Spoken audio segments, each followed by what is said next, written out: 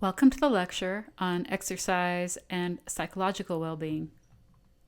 We've covered a lot of information regarding exercise and obesity, as well as exercise and overall health.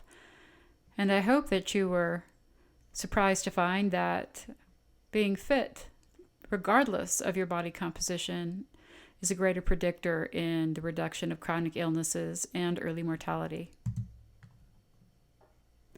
We're going to look at exercise for psychological well-being.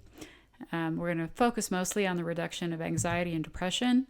We'll talk briefly about mood changes and how does this happen? What are some of the physiological and some of the psychological components?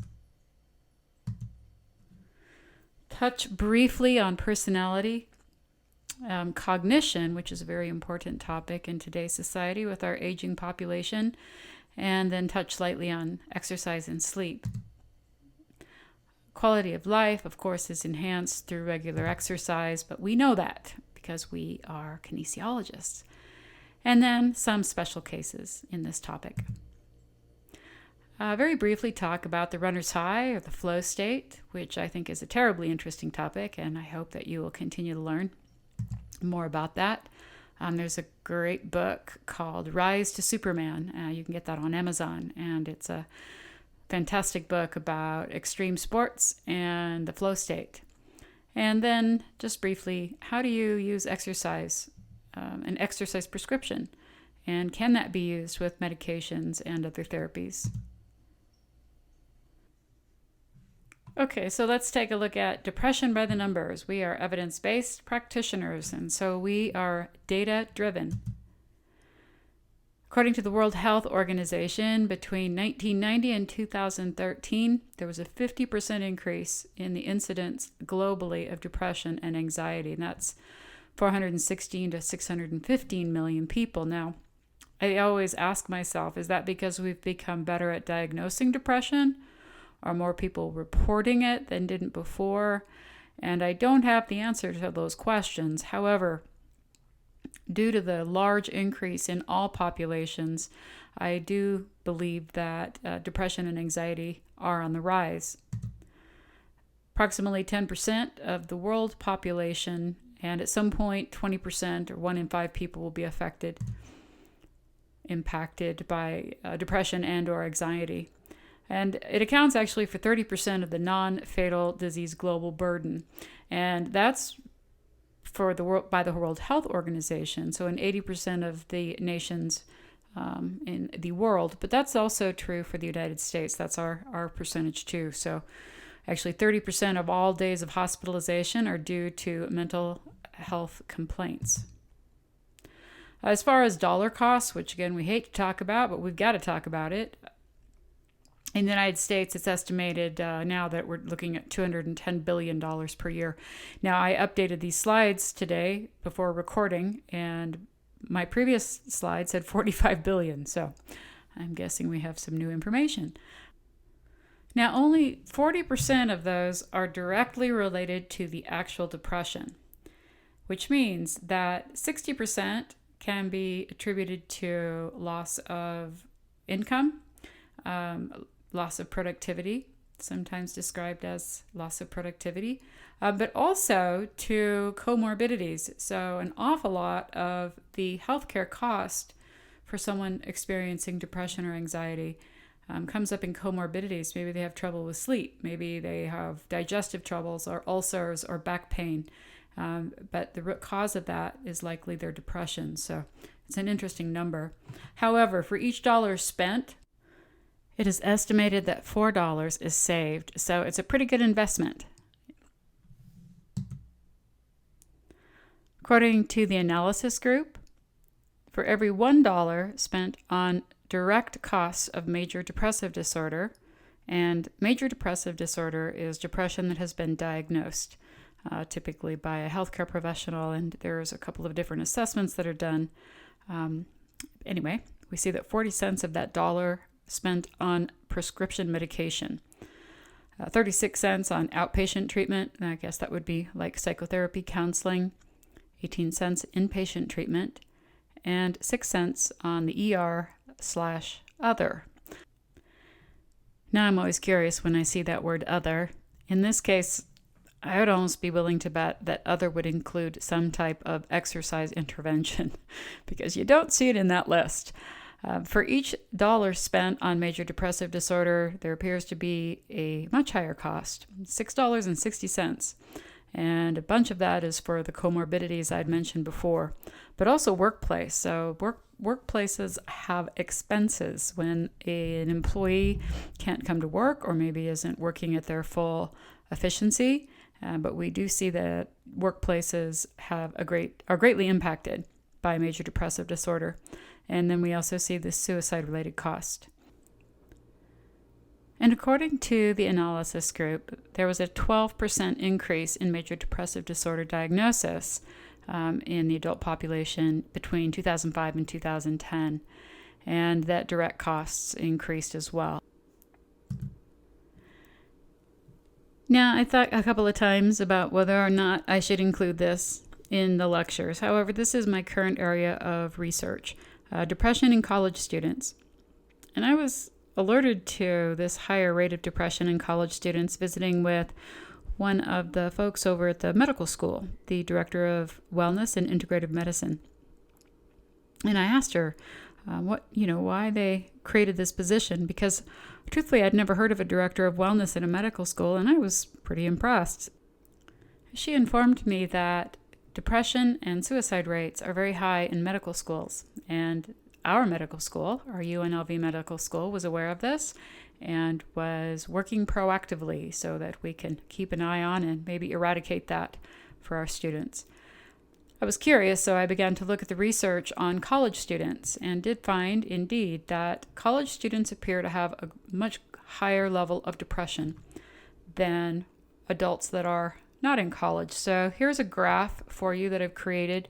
The big blue bar is the estimation from high-quality meta-analysis on this topic, and the UCS are undergraduate college students. So we're looking at 30% compared to 6.7 overall, but certainly higher in the 18 to 25 year range, because that is typically the age when mental illness presents, or sometimes just shifts growing into adulthood can manifest in depression and or anxiety. So still quite a high number indeed. I'm going to give you a little bit more information on this, but again, just like our topics in social psychology, I don't want this to sway you. If you have depression, first, you're not alone. I can tell you that. Second, there are lots of things you can do to support yourself through that period of time. And thirdly, hang in there. Things are going to shift. I can tell you that for sure. So here we go with some data. University students definitely are at a higher risk. Young adults are often going through all kinds of lifestyle changes, perhaps living alone for the first time, maybe the additional pressures of jobs, maybe a new family, and in addition, going to school. Particularly for non-traditional folks, maybe have lots of additional responsibilities. And I know many of you take care of family members, regardless of your age, traditional or non-traditional. So lots of added responsibilities. As well as I'd mentioned, a lot of the mental illness is diagnosed before the age of 24. So it's also a time where people are more at risk. Now, the American College of Health Association does this survey called the National College Health Assessment, and it's done voluntarily by universities across the nation every year. And so they get a lot of numbers. And although it's not a diagnosis of depression, we can assess percentages of people with certain affect or mood, negative affect. And in that survey, it was found that 30% of college students reported feeling sometime in the previous 12 months so depressed it was difficult to function.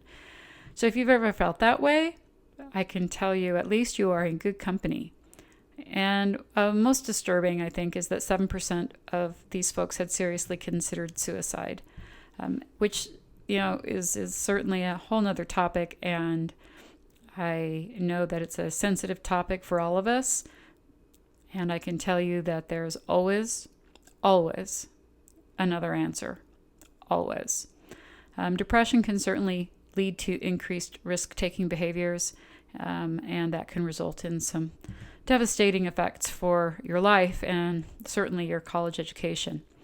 Unfortunately, students are known to underutilize university counseling centers. Now, I have placed on Canvas a list of links for you so you know what options are available here on campus, both for counseling and for exercise. But it is typical, and that's not unusual because most adults also report an unwillingness to seek help through counseling or medication. One study showed that 45% of those who quit college did so reporting mental health issues. And in that same study, every single one of the people that dropped out due to mental health issues did not seek counseling through university counseling services. Now, generally, people consider mental health to be a tough topic. There's a negative stigma. Perhaps they just don't know how to talk about it. Maybe a family background just doesn't prepare people to discuss these issues, and so they really don't know how to deal with it if it comes up. It would be temporary or chronic. And yeah, maybe people just don't know what's available. So I hope you'll take a moment to look at the available resources on campus, if not for you, perhaps for someone you will meet at your time here at UNLV. And again, some of the reasons just may be the change in status of independence. We do know that 1 in 4 young people in college do suffer from some type of a diagnosable mental illness, of which depression is the most prevalent. And there's your list of symptoms. I'll tell you, I don't know, maybe I shouldn't, but as I was preparing to do my research, the IRB was the Internal Review Board, which is the board that makes sure that all of the participants are safe and treated humanely and have choice, etc. But they were very concerned about me using the term depression in my recruitment flyers. They thought that was a clinical term, so they wanted me to use a different term. So, have you been sad in college? Everybody raises their hand. Anyway, so I changed the words around a bit. But anyway, we do see that sadness is one of the symptoms. And sleep disturbance, problems concentrating, which can be devastating for a college student, body aches, compromised immunity, etc., etc. And these are all challenges for all people. And for college students, this can negatively impact your performance for sure. One study in 2012 examined 774 individuals between 18 and 24. 48% had psychological distress. There's a typo. Oops. Compared to 11% of their non-academic peers. And in that study, they showed an 86% withdrawal rate for students, early withdrawal from college. One study showed that in depressed individuals 15 years and older, they were less likely to graduate by age 30, and depressed males had a lower graduation rate than non-depressed males.